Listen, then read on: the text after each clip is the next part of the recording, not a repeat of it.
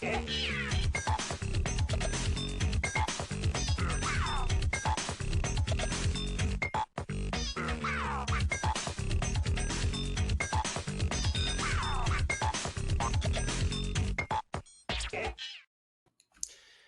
evening, good afternoon, and good morning. Buenas noches, buenas tardes y buenos días. Bienvenidos de nuevo a Desmontando Mitos Políticos. Hoy tenemos el placer de recibir nuevamente a Pascal Lotaz, quien es un amigo de la casa. Es profesor asociado en la Universidad de Kioto y dirige el canal de YouTube Neutrality Studies. Les recomiendo que lo visiten. Tiene una versión en español y allí tienen material muy bueno. Así que Pascal, bienvenido de nuevo.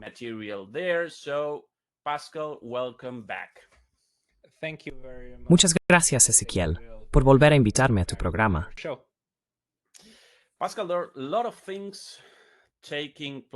Pascal, están ocurriendo muchas cosas últimamente.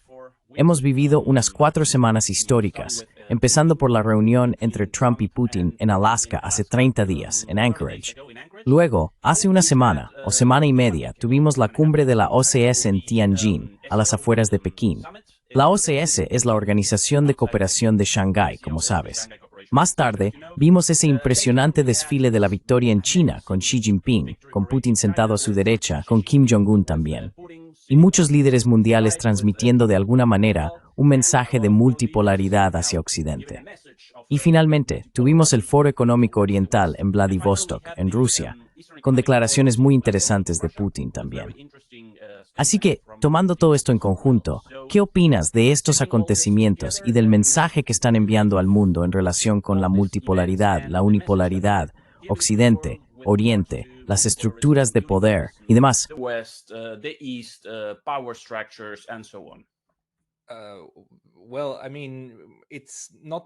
Bueno, quiero decir, no es tan común que ocurran tantos eventos internacionales uno tras otro, y algunos de ellos se planificaron hace mucho tiempo, preparados, como la reunión de la Organización de Cooperación de Shanghái, y por supuesto también el foro. Otras cosas sucedieron muy rápido, como la reunión entre Vladimir Putin y Donald Trump, y luego también el lunes siguiente. Es decir, eso ocurrió un viernes, y el lunes ves a los europeos acudiendo en masa a Washington.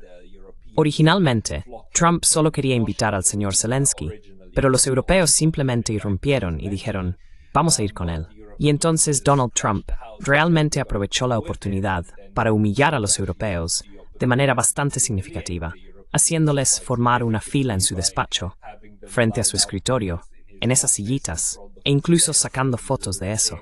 Es absolutamente fantástico.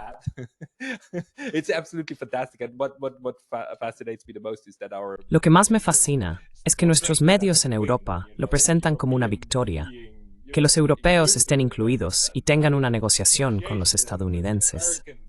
Es como, no, esto claramente era condescendiente hacia ellos, y ni siquiera se dan cuenta.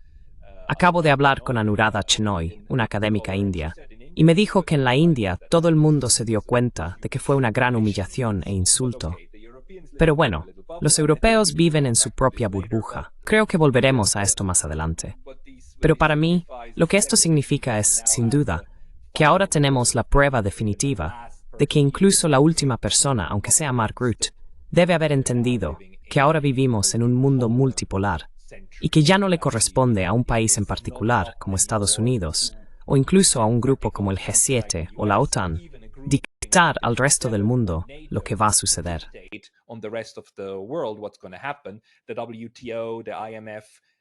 La OMC y el FMI ya no tienen el poder estructural para simplemente mantener a otros lugares en silencio y callarlos.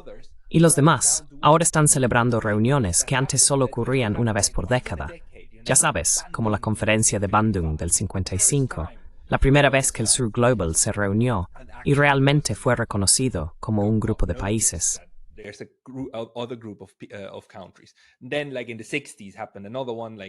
Luego, como en los años 60, ocurrió otro fenómeno en Yugoslavia y demás, el movimiento de países no alineados, que a veces se reunía, y este grupo, que dentro de la ONU de vez en cuando mantenía conversaciones entre sí. Pero en general, durante la Guerra Fría, no se les podía olvidar por completo, aunque quedaban en un segundo plano frente a la estructura bipolar y la importancia de estos dos bloques. Después, durante los años 90, no ocurrió nada comparable, y todo giraba en torno a Estados Unidos, Europa, el G7, el G8. Se podía ver cómo hubo un momento en el que Rusia y China intentaron integrarse en esa estructura posterior a la Guerra Fría, y ese periodo ya ha terminado. Así que, en cierto sentido, ahora estamos definitivamente más allá del final de la Guerra Fría. Sabes que durante los últimos 30 años siempre hablábamos de la Guerra Fría y el periodo posterior a la Guerra Fría.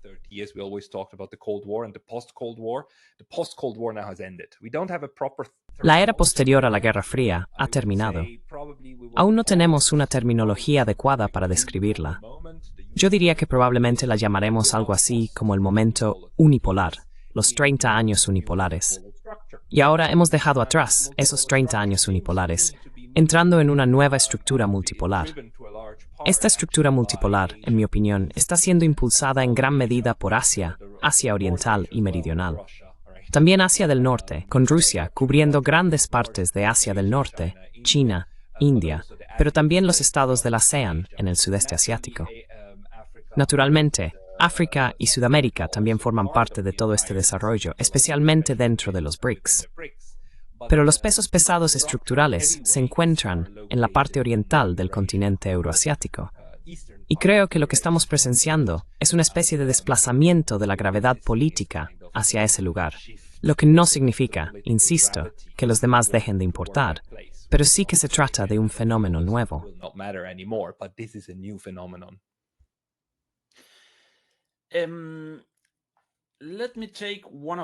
Permíteme tomar una de las imágenes más impactantes, o al menos una de las más simbólicas, que hemos visto durante esas 4 semanas.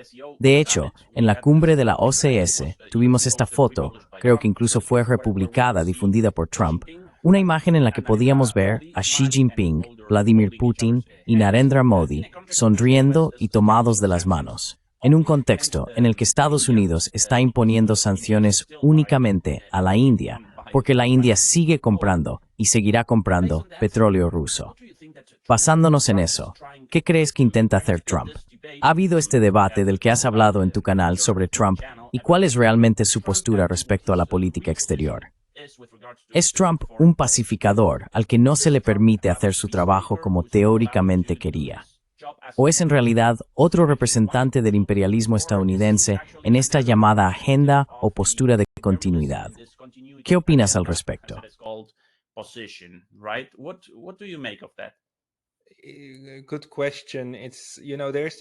Buena pregunta. Sabes, hay un gran debate en Internet sobre si Donald Trump va en serio y si la administración Trump es realmente la primera señal de un cambio genuino en la política exterior de Estados Unidos, o si es, como dice Brian Berletic, simplemente la última versión de la agenda de continuidad. En general, lo que vemos es que, una y otra vez, Estados Unidos intenta quebrar a sus rivales estratégicos, Rusia y China en este caso, y cada vez que se topan con un muro, retroceden, recargan fuerzas y luego fingen querer ser amigos de todos los demás.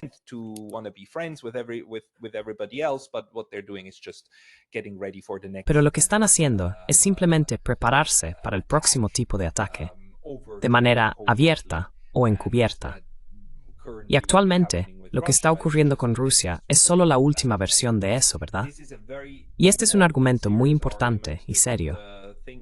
La cuestión es que no podemos saber exactamente de qué se trata, porque hay ocasiones en las que la política exterior de Estados Unidos y la de las grandes potencias cambian de manera significativa. Uno de estos momentos ocurrió entre el 41 y el 45 en Estados Unidos, porque el país había mantenido una política de neutralidad durante 150 años.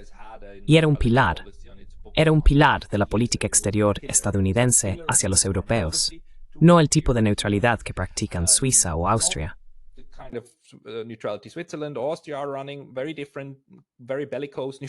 Una neutralidad muy diferente, muy belicosa. Pero mejor, no entro en ese tema. Pero era importante que dijeran, no vamos a enredarnos en pequeñas guerras europeas estúpidas, en luchas bélicas insignificantes. Y después del 45, cambiaron eso. Dijeron, no vamos a hacer lo que ocurrió después de la Primera Guerra Mundial. No vamos a retirarnos. De hecho, vamos a hacer lo contrario. Vamos a poner a nuestros soldados por todas partes. y vamos a tener una estrategia completamente nueva hacia Europa y el continente euroasiático, en realidad. Vamos a intentar poner tantas bases militares como podamos en todos los rincones del mundo. Y eso sí que fue realmente nuevo.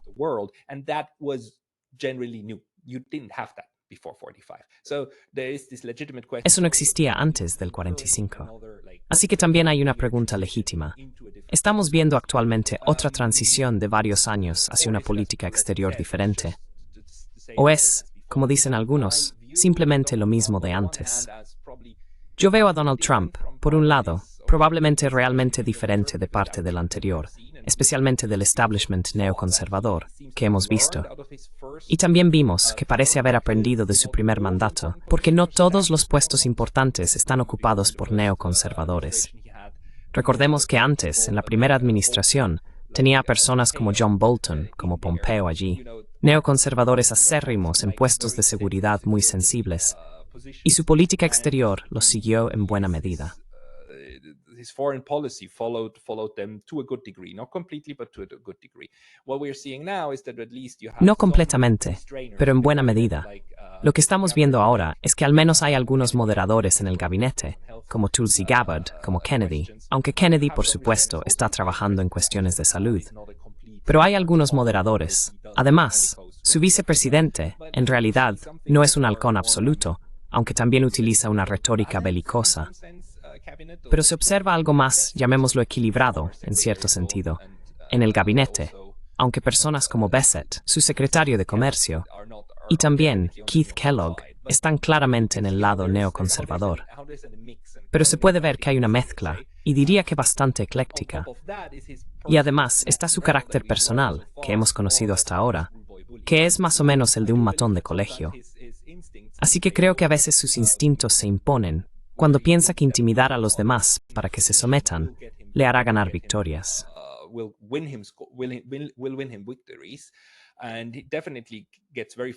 Y sin duda, con eso avanza mucho con los europeos. Y que los europeos cedieran ante él en todas estas negociaciones comerciales y demás.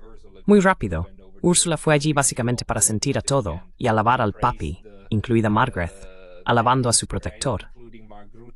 Y no creo que él entienda la diferencia entre los europeos y, digamos, los indios. En su mente, probablemente, si los europeos siguen, entonces los indios naturalmente deberían seguir, porque quiero decir, ni siquiera están en el mismo nivel. Así que no creo que tenga comprensión de lo que está ocurriendo en el resto del mundo, en la mayoría global, en el sur global, y que la India está en una trayectoria completamente diferente a la de los europeos. Y por eso aplica el mismo enfoque.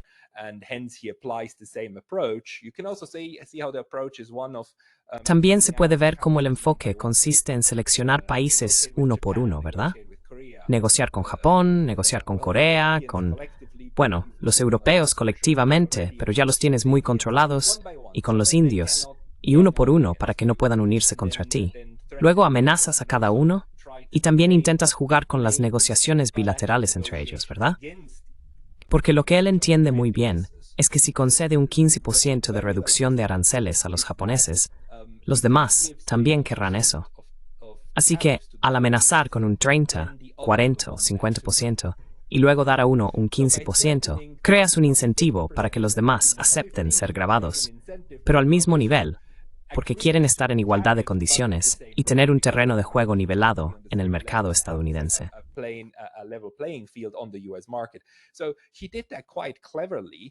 Así que lo hizo de manera bastante astuta, pero creo que ahora mismo está exagerando mucho. Y en general da mala imagen. Da mala imagen fuera de Estados Unidos. Esto afectará la disposición de otros a colaborar. Porque ahora mismo, de nuevo, también vemos cómo en la Organización de Cooperación de Shanghái y los BRICS, existe todo un marco sobre cómo los países acuerdan relacionarse entre sí. Y ese marco se basa en el acuerdo voluntario, la adhesión voluntariamente, en la igualdad, más o menos.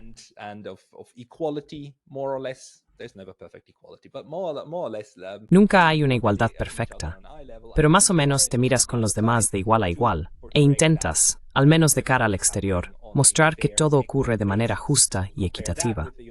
Compáralo con Estados Unidos, que no tiene problema en humillar a sus aliados más cercanos y dejar claro quién manda. Son dos modelos muy diferentes. Y el modelo de la mayoría global resulta claramente más atractivo, lo que deja a Estados Unidos, y en menor medida a los europeos, con un palo cada vez más grande, porque la zanahoria ya no funciona. No tienen zanahorias. Ya no piensan en zanahorias. They don't have carrots. They're not thinking about carrots anymore. One of the reasons why we have such a Una de las razones por las que nos resulta tan difícil interpretar a Donald Trump es, sin duda, su naturaleza errática como personaje. Un día dice una cosa y al día siguiente dice exactamente lo contrario. Pero en este contexto, lo que hemos visto en las últimas 2 semanas ha sido caracterizado por algunos analistas como una nueva postura dentro de las muchas posibles interpretaciones del gobierno de Trump. Y esta nueva postura, esta nueva posición, se denomina de alguna manera giro hacia el territorio nacional. No sé si has oído hablar de esto, ya que Trump está asumiendo el control de los gobiernos de ciudades muy importantes en Estados Unidos.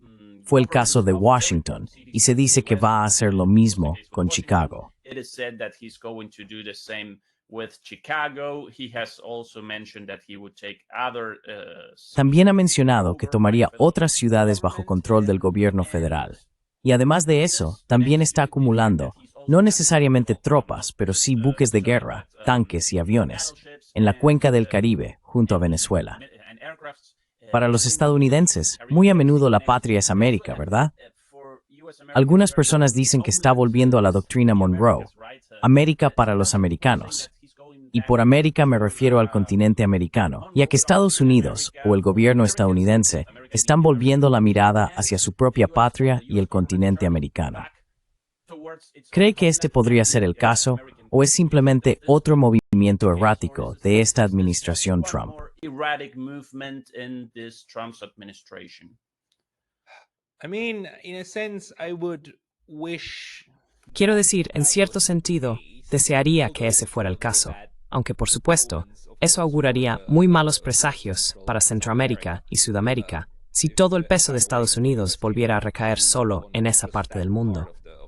Pero aunque sí, es novedoso que Donald Trump haga esto internamente y dentro de las Américas, la otra parte de la ecuación me parece que falta, y es la señal de que la antigua estrategia ha terminado. Mira, Finlandia y Suecia se unieron a la OTAN hace solo 2 años, ¿verdad? Y lo siguiente que Estados Unidos empezó a hacer fue negociar de inmediato, no un acuerdo para tener tropas de la OTAN bajo un paraguas conjunto en bases conjuntas en estos lugares. Son inmediatamente bases estadounidenses. Así que ahora hay 15 y 17 bases estadounidenses, y los acuerdos de base ya están hechos, firmados y cerrados. Eso permite a Estados Unidos, al menos durante 10 años, tener sus tropas allí en 15 y 17 bases.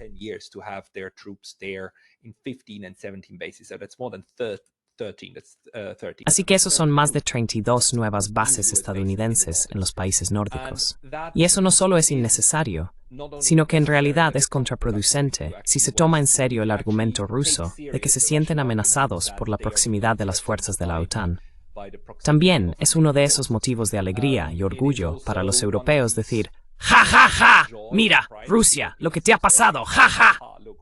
Pero es muy contraproducente para negociaciones serias sobre la seguridad compartida y la cooperación en el continente euroasiático. Es lo contrario de la idea de la OSCE y también de la Organización de Cooperación de Shanghái, por cierto, y del reconocimiento de que la seguridad de uno solo puede lograrse si también se logra la seguridad del otro.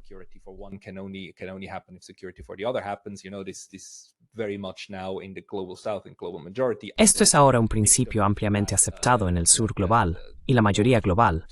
Para desescalar el dilema de seguridad, es necesario tener en cuenta las percepciones de seguridad de los demás. Esto es algo que Trump podría revertir. Podría decir, vale, saquemos las tropas. Vale, trabajemos en la desescalada en ese frente. Y así señalar a Rusia que hablamos en serio y no solo, ya sabes, dar pasos hacia volver a ser un socio de confianza. Y eso no está ocurriendo. No está ocurriendo en Rusia, en los países nórdicos, no está ocurriendo. En Oriente Medio, en Asia Occidental, no está ocurriendo. En Japón, quiero decir, no hay señales. No he visto ninguna señal de retirada estadounidense, ni siquiera de reducción, ni siquiera en la retórica. Así que, en cierto sentido, interpreto estos últimos pasos más bien como añadir otro, ¿cómo se llaman?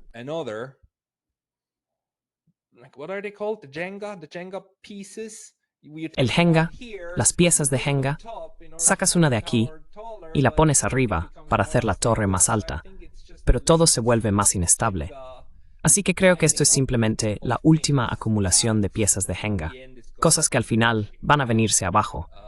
Un exceso de extensión y de ambición en todos los frentes. Pero va de la mano con la idea de que Estados Unidos puede lograrlo todo y cualquier cosa, y que no hay nada más allá de la capacidad estadounidense, lo cual es, por supuesto, una postura muy neocon. Es una idea muy neoconservadora, esta de que no necesitamos preocuparnos por las limitaciones reales, porque se puede conseguir cualquier cosa.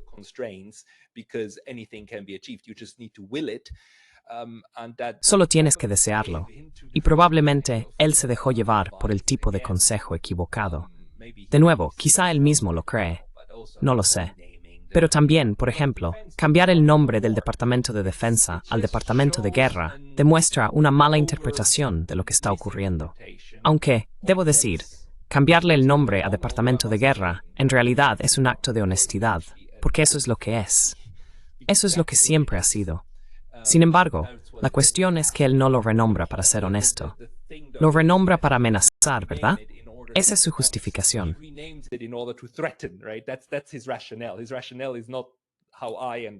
Su razonamiento no es como el mío, ni como el de Glenn Deason y muchos otros. Medea Benjamin, por ejemplo, que decimos, vale, al menos así es más honesto. Al menos nos dais una idea clara de para qué es. Él dice, no, esto cambiará la justificación de todo y mostrará lo duros que somos. Paz a través de la fuerza, paz a través de amenazar con la guerra. Lo cual, por supuesto, es lo contrario de lo que dice la Carta de las Naciones Unidas. Y es lo contrario de lo que dicen los demás países de los BRICS y la OCDE, porque ellos insisten continuamente en que debemos respetar la Carta de la ONU. Y los europeos, y hasta ahora los estadounidenses, siempre han hecho un gesto de cara a eso, al menos de cara. Era muy hipócrita, pero era un gesto. Y Donald Trump elimina ese gesto. Así que, en cierto sentido, es bueno y malo, según lo que podamos sacar de ello. Pero la motivación, sin duda, es seguir amenazando. Y cada vez funciona menos.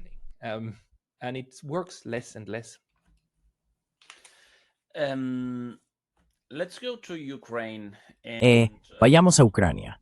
¿Ves que Estados Unidos esté retrocediendo de alguna manera, reduciendo su implicación, como todos esperábamos antes de que Trump llegara al poder, con su promesa de redirigir de algún modo la política exterior estadounidense contra China y retirarse de Ucrania?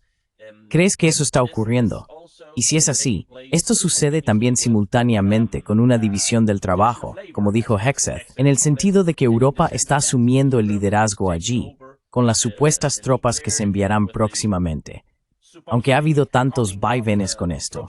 Pero Estados Unidos finalmente está dando un paso atrás y Europa asumiendo el liderazgo, ¿o es solo una imagen que quieren proyectar?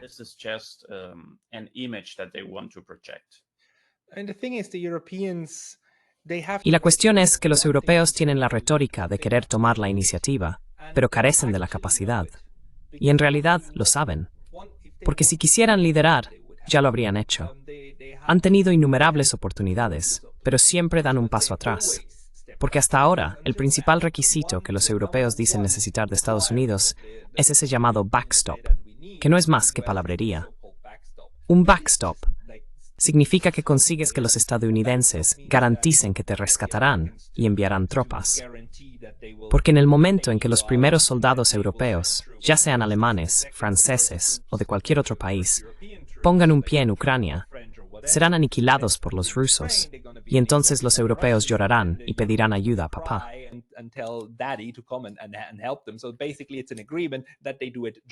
Básicamente es un acuerdo para hacerlo conjuntamente y entrar juntos. Y Estados Unidos lo ha descartado categóricamente bajo Trump. Y los europeos no se atreven a hacerlo, y tampoco quieren. Así que esto también son buenas noticias. Quiero decir, a pesar de toda la arrogancia, toda la estupidez, todo el derramamiento de sangre y el envío del último ucraniano a morir por fantasías europeas de desmembrar Rusia, a pesar de todo eso, aún queda suficiente racionalidad en estas capitales, en Londres, Berlín, París, para decir, no, si vamos solos, no queremos una guerra total solos contra los rusos. Quieren intentar empujar a la OTAN, pero empujar a la OTAN significa empujar a Estados Unidos. Y Estados Unidos ha dicho repetidamente que eso no es lo que hacemos.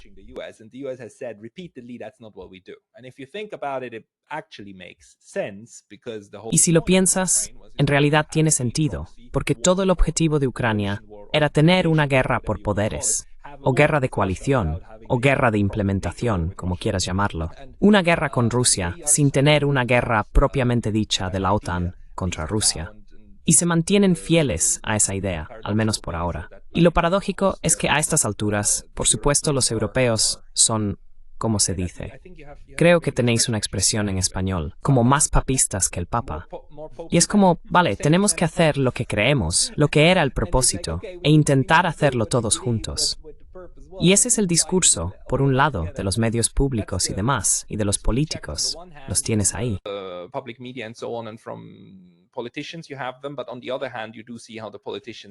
Pero por otro lado, se ve claramente cómo los políticos, en realidad, están muy descontentos, incluso con la idea de que los estadounidenses realmente quieran llegar a un acuerdo de paz con los rusos. También, porque por supuesto, eso les quitaría su principal argumento que han estado presentando a sus poblaciones durante mucho tiempo.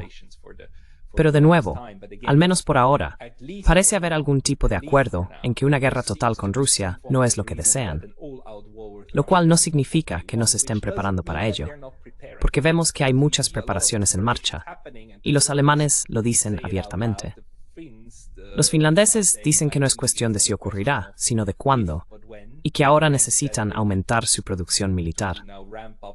Pero al menos, aunque ese sea el caso, parecen entender que ahora son demasiado débiles para eso, y que debe esperar.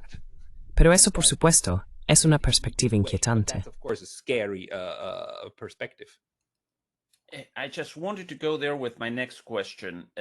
Justo quería ir ahí con mi siguiente pregunta. Como usted dijo, a Europa le encantaría enviar tropas a Ucrania y ayudar a Ucrania a ganar la guerra. Sin embargo, se da cuenta, sus líderes se dan cuenta, de que esto no es posible por ahora. Pero al mismo tiempo, vemos esta preparación para la guerra. Hace una semana, el canciller alemán Friedrich Merz anunció básicamente el restablecimiento del servicio militar. Por ahora, no obligatorio, pero se dejó muy claro que esto es solo temporal. La idea es hacerlo obligatorio bastante pronto, como lo era en el pasado. También dijo que Alemania quiere 500,000 de soldados en su ejército.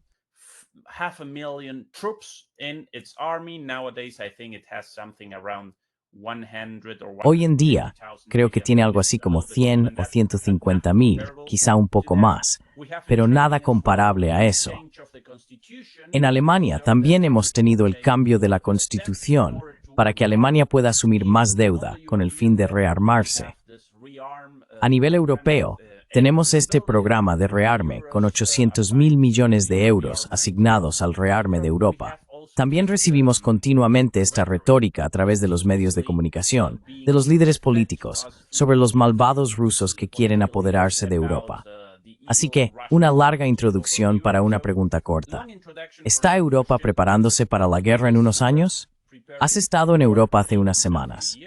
¿Cómo has sentido esto, estando aquí?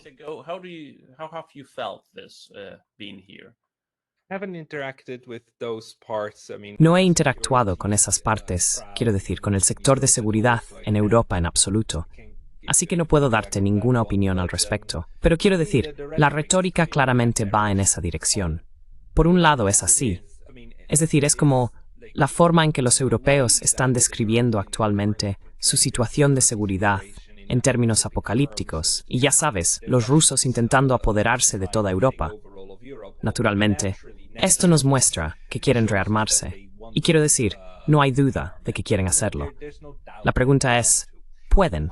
Porque toda la estrategia que han estado siguiendo es una que ahora les lleva a la desindustrialización.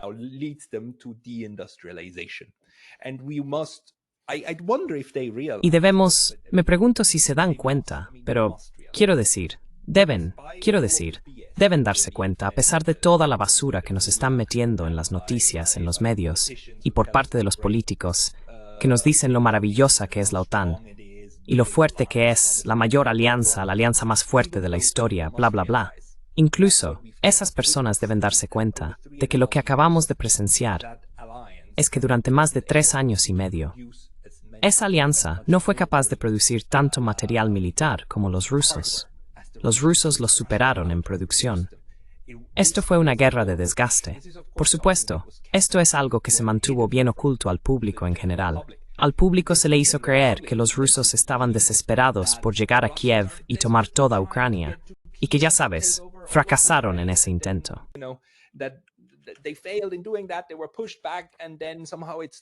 Fueron rechazados, y luego, de alguna manera, todo se estancó. Y sí, ahora los rusos son retratados como muy débiles, aunque por supuesto siguen siendo una gran amenaza. Pero lo que realmente ocurrió, y es absolutamente claro, quiero decir, no creo que los observadores serios hoy en día discrepen de la afirmación de que lo que los rusos estaban haciendo era una guerra de desgaste. Estaban en la segunda fase. La primera fase de la guerra fue aquella en la que incluso Vladimir Putin dijo que lo que querían era asustar a los ucranianos para que llegaran a un acuerdo sobre la neutralidad de Ucrania. Esa era la idea original. La primera fase, cuando entraron con demasiadas pocas tropas, 140.000 soldados, muy pocos para conquistar Ucrania, y llegaron hasta Kiev. Luego negociaron. Y luego, por supuesto, Boris Johnson y demás.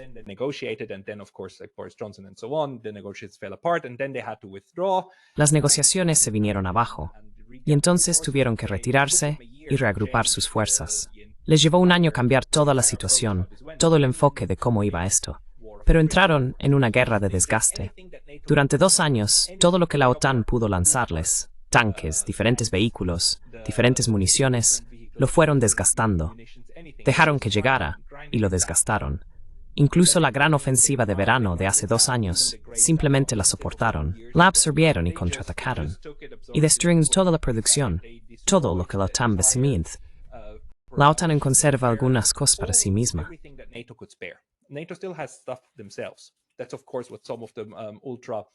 Eso es, por supuesto, lo que algunos de los ultramilitaristas criticaron. Dicen, deberíamos dar nuestro último tanque a los ucranianos. Pero hay personas, militares en Alemania, Francia, Polonia, etc., que dijeron, un momento, ahora estamos quedándonos muy justos y necesitamos reservar eso para nosotros mismos. Así que los rusos han desgastado a la OTAN, y debe quedar claro que esto es un problema estructural y un problema industrial. Ni siquiera tienen suficientes proyectiles. Quiero decir, estaban buscando desesperadamente proyectiles mientras los rusos seguían disparando a un ritmo mucho mayor. Así que estoy convencido de que, en los puestos de liderazgo, sí entienden que ahora no están en condiciones de librar realmente una guerra.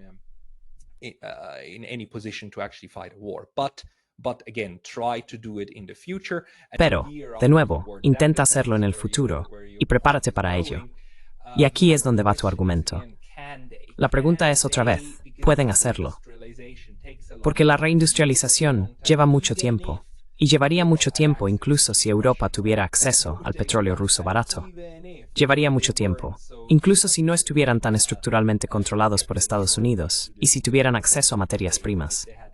Pero están perdiendo ese acceso en este momento. Así que mi esperanza es que no sean capaces de hacerlo, ni siquiera con complejo militar industrial estadounidense. Es solo un último apunte.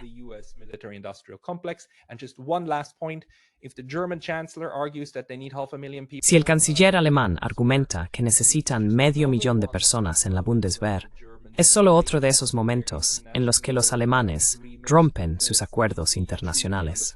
Porque en el tratado sobre el arreglo final con respecto a Alemania, el resultado del tratado 4+2, que permitió la unificación de las 2 Alemanias, o más bien, que Alemania Occidental absorbiera a Alemania Oriental, está escrito que la Bundeswehr tiene un límite de 370.000 soldados. Si existe un plan político para superar ese límite, es otra de esas violaciones del derecho internacional que los alemanes siempre dicen mantener como sagradas y por las que critican a los rusos por no cumplir. solo como apunte. Following, just as a side note.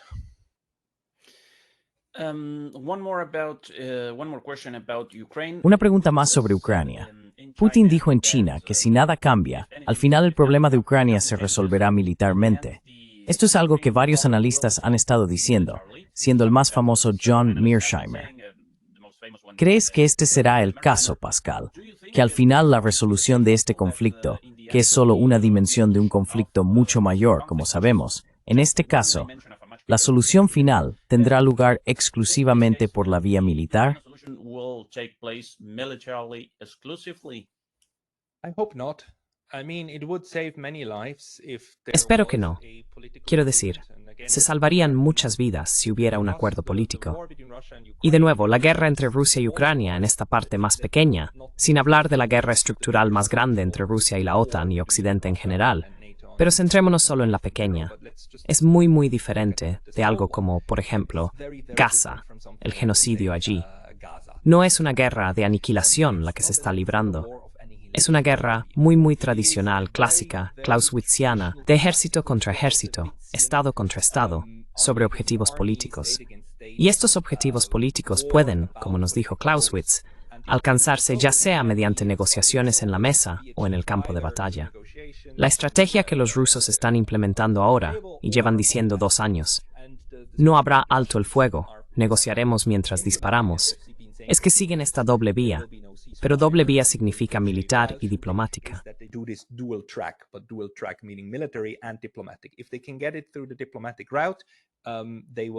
Si pueden lograrlo por la vía diplomática, lo harán.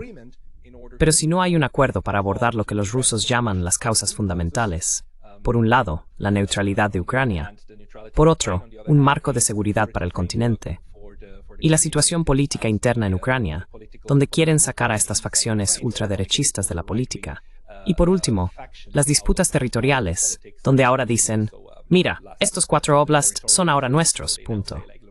Tienes que aceptarlo. Tuviste la oportunidad hace 3 años, pero ahora tienes que tragar con ello. A menos que se cumplan estas condiciones, los rusos avanzarán con la fuerza militar, con operaciones militares. La pregunta entonces para ellos será, ¿cuál es una solución militar?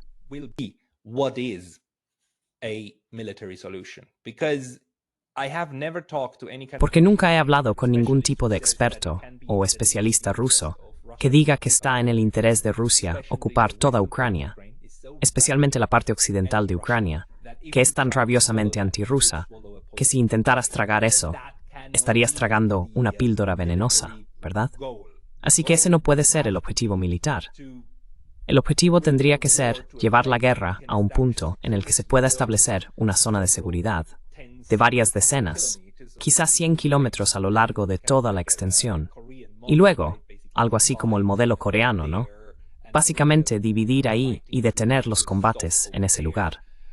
Pero incluso eso no es bueno, y no es una posición segura. Así que en mi opinión, esa no puede ser una situación ideal. Por tanto, la situación ideal sigue siendo llegar a algún tipo de entendimiento político que mantenga la situación estable políticamente.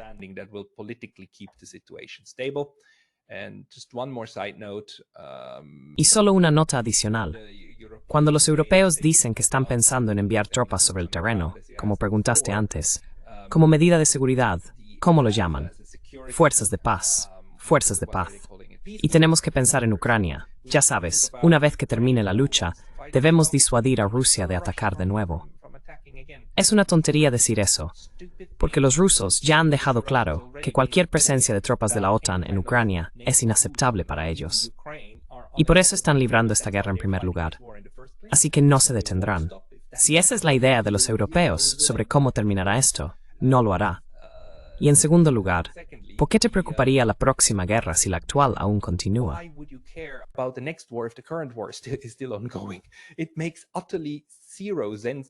No tiene absolutamente ningún sentido para mí. Por eso es simplemente un acto de discurso vacío por parte de los europeos. Es solo otra cosa para mantener la discusión en marcha y para aparentar ante sus propias poblaciones que están haciendo algo, cuando en realidad están completamente desorientados en este momento. El problema que esto crea para los rusos es, por supuesto, ¿Cómo se llega a ese tipo de momento en el que se alcanza algún tipo de acuerdo? Porque se necesita un acuerdo. Europa necesita acuerdos. Y todas las grandes guerras de los últimos cientos de años siempre han terminado con algún tipo de acuerdo que luego mantuvo la estabilidad hasta que todo volvió a romperse. 1658, Westfalia. 1815, Viena. 1918 en París, Versailles. 1945, las Naciones Unidas. Y estas declaraciones, ¿verdad?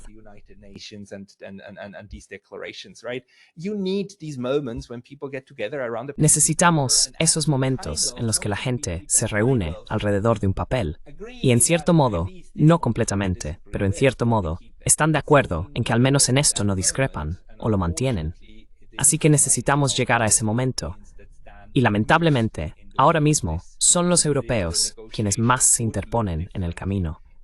Las negociaciones serían diferentes si París, Londres y Berlín también estuvieran de acuerdo en que bien, ahora hay que poner fin a esto. Tomar en serio a los rusos y crear una estructura a la que puedan decir que sí y que podamos supervisar.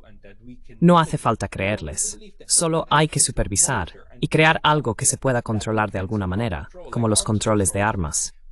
Pero son los rusos, los chinos y el sur global quienes hablan en estos términos. También en la OCS, con su nuevo lenguaje de multilateralismo, los europeos y estadounidenses siguen hablando en ultimátums y amenazas.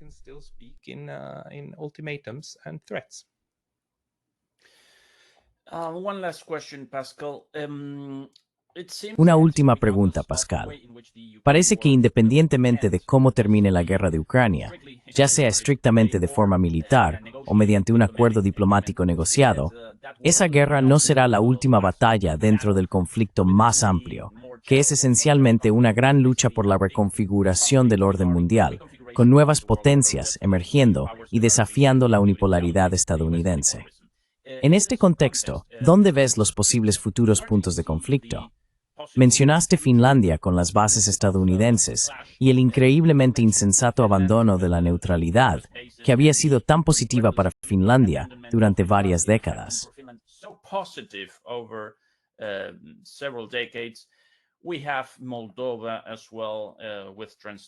También tenemos a Moldavia, con Transnistria y Gagauzia allí.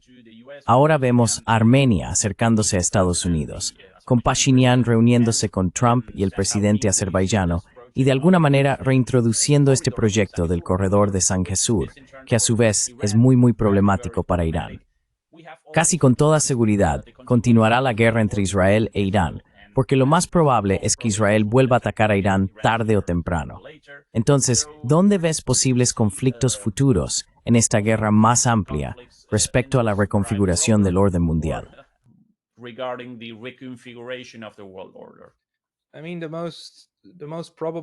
Quiero decir, ya has expuesto las opciones más probables. Quiero decir, definitivamente va a haber una continuación de la guerra con Irán. No es solo Israel, siempre es Israel, más Estados Unidos y más los anexos en Europa. Esa no ha terminado, simplemente está en pausa en este momento. Finlandia también, curiosamente, está siendo reforzada ahora mismo. Y hemos visto que el señor Stubb estuvo en Washington junto con los grandes líderes de Europa, ¿verdad? Y Stubb estaba tan fuera de lugar, quiero decir, el presidente de Finlandia, que realmente tuvo que abordar el tema. ¿Por qué está aquí el presidente de la pequeña Finlandia? Disculpen. Y dijo, bueno, porque tenemos algo de experiencia en resolver una guerra con los rusos. Sí, que fue en el 44, cuando básicamente tuvisteis que rendiros y luego tragasteis la píldora de que os dijeran cómo iba a ser el futuro, porque luchasteis del lado de los nazis.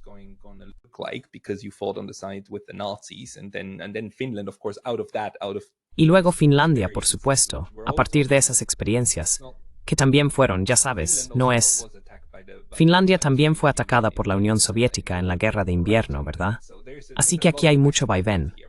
Pero al final, lo que esto provocó fue esa neutralidad finlandesa, que estabilizó toda la región nórdica. Un flanco, ¿verdad? Y lo hizo con mucho éxito. Que esto ahora se haya abandonado y se esté revirtiendo hacia lo contrario, es un desarrollo muy preocupante. Aunque debo decir que, ya sabes, Finlandia es ahora, por supuesto, miembro de la OTAN. Así que los países de la OTAN se arriesgan mucho, mucho más si alguna vez se intentara hacer algo similar a través de Finlandia, como lo hicieron a través de Ucrania.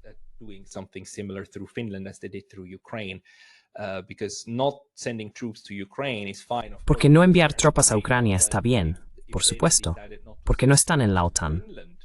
Pero si luego decidieran no enviar tropas a Finlandia, que sí es miembro de la OTAN, sería una historia completamente diferente. Y déjame decirte, para toda la audiencia, generalmente pensamos que no es posible, pero un ataque contra uno es un ataque contra todos, ¿verdad? Así que todos los demás miembros de la OTAN están obligados por contrato, según el Tratado de la OTAN, a enviar tropas, ¿verdad? No, no es así. Es incorrecto. El Tratado de la OTAN dice que los otros países deben, y se supone, que deben apoyar con todos los medios a su disposición, lo que puede incluir medios militares, pero no están obligados a hacerlo. A todos los efectos, Ucrania podría haber sido miembro de la OTAN y haber recibido exactamente el mismo nivel de apoyo, ni más ni menos, aun siendo miembro de la OTAN.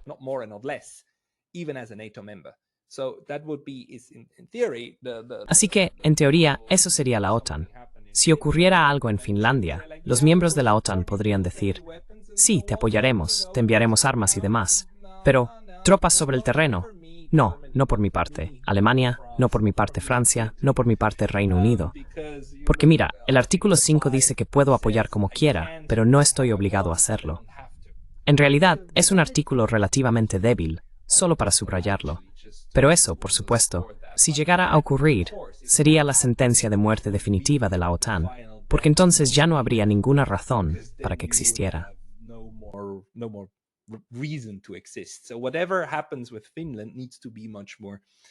Así que sea lo que ocurra con Finlandia, debe calibrarse con mucho más cuidado. Armenia, en mi opinión, está siendo desmantelada en este momento. La están desmembrando, y lo veo probablemente como la próxima víctima de esta idea de posicionarse estratégicamente y rodear a los oponentes. Lo cual, en realidad, sugeriría o nos indicaría que probablemente Brian Belichick tiene razón con su argumento de que la gran estrategia general de Estados Unidos no ha cambiado. La idea de rodear a otros y desmantelar su periferia, y luego utilizar estos puntos como vías de entrada para subvertir al oponente desde dentro, esa estrategia sigue vigente. En general, Estados Unidos y la OTAN seguirán intentando desmembrar a sus oponentes.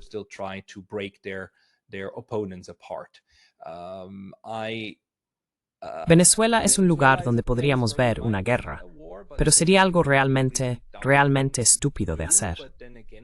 Pero, de nuevo, hemos visto tantas cosas estúpidas provenientes de la coalición de los dispuestos.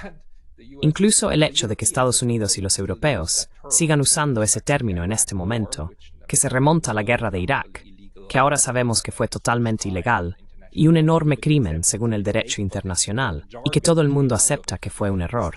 Pero la jerga que surgió de ello sigue siendo utilizada con orgullo por estos tecnócratas. Eso solo nos indica que la mentalidad no ha cambiado. Espero de verdad que podamos evitar esto. El último punto crítico es, por supuesto, Taiwán, el Pacífico, y quizá incluso más que Taiwán. En realidad, creo que Filipinas. La historia, de alguna manera, tiene esa tendencia a producir estas sorpresas, que más tarde, cuando miras atrás, parecen evidentes.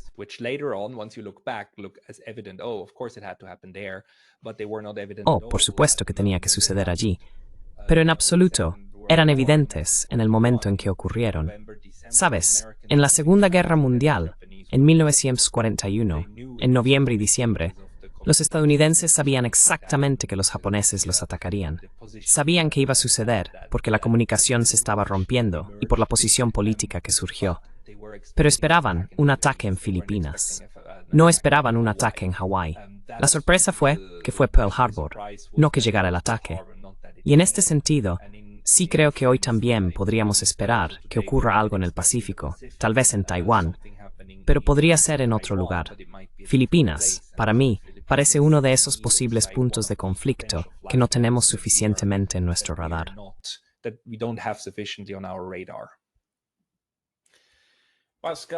Pascal, ha sido un placer en Internet Adder de nuevo. Por favor, indien divor die Peng e Tunes tu work.